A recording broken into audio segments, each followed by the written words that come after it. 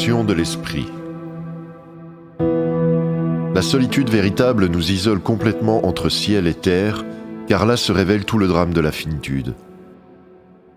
Les promenades solitaires, à la fois extrêmement fécondes et dangereuses pour la vie intérieure, doivent être faites sans que rien ne vienne troubler l'isolement de l'homme en ce monde, le soir, à l'heure où aucune des distractions habituelles ne peut plus susciter d'intérêt, où notre vision du monde émane de la région la plus profonde de l'esprit, de la zone de séparation d'avec la vie et sa blessure.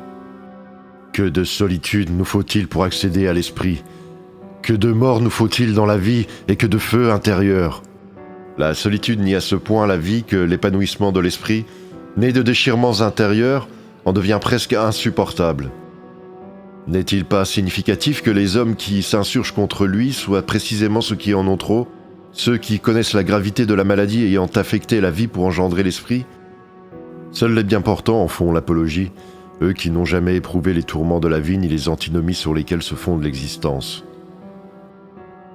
Ceux qui sentent réellement le poids de leur esprit le tolèrent, eux, orgueilleusement ou le présentent comme une calamité. Nul cependant n'est ravi au fond de lui-même de cette acquisition catastrophique pour la vie. Comment serait-on en effet charmé par cette vie dénuée d'attrait, de naïveté et de spontanéité? La présence de l'esprit indique toujours un manque de vie, beaucoup de solitude et une souffrance prolongée. Qui parlait donc du salut par l'esprit? Il est faux que le vivre immanent soit un vivre anxieux dont l'homme se serait libéré par l'esprit. Il est bien plus exact, au contraire, que l'esprit nous a valu déséquilibre et anxiété, mais aussi une certaine grandeur. C'est une marque d'inconscience que de faire l'apologie de l'esprit, comme c'en est une de déséquilibre que de faire celle de la vie. Pour un homme normal, la vie est une évidence, seul le malade s'y vautre en la glorifiant pour éviter de s'effondrer. Mais qu'en est-il de celui qui ne peut plus glorifier la vie ni l'esprit ?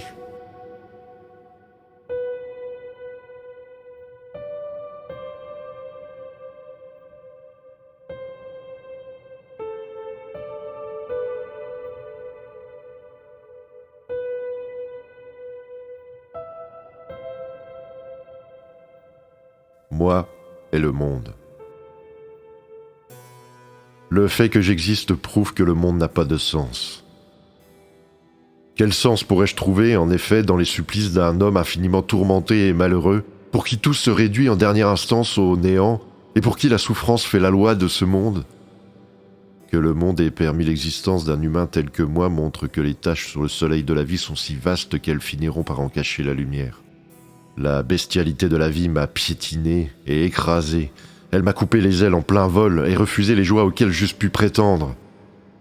Mon zèle démesuré, l'énergie folle que j'ai déployée pour briller ici-bas, l'envoûtement démoniaque que j'ai subi pour revêtir une auréole future, et toutes mes forces gaspillées en vue d'un redressement vital ou d'une aurore intérieure, tout cela s'est révélé plus faible que l'irrationalité de ce monde, qui a déversé en moi toutes ses ressources de négativité empoisonnée. La vie ne résiste guère à haute température. Aussi ai-je compris que les hommes les plus tourmentés, dont la dynamique intérieure atteint au paroxysme et qui ne peuvent s'accommoder de la tiédeur habituelle, sont voués à l'effondrement. On retrouve dans le désarroi de ceux qui habitent des régions insolites l'aspect démoniaque de la vie, mais aussi son insignifiance, ce qui explique qu'elle soit le privilège des médiocres.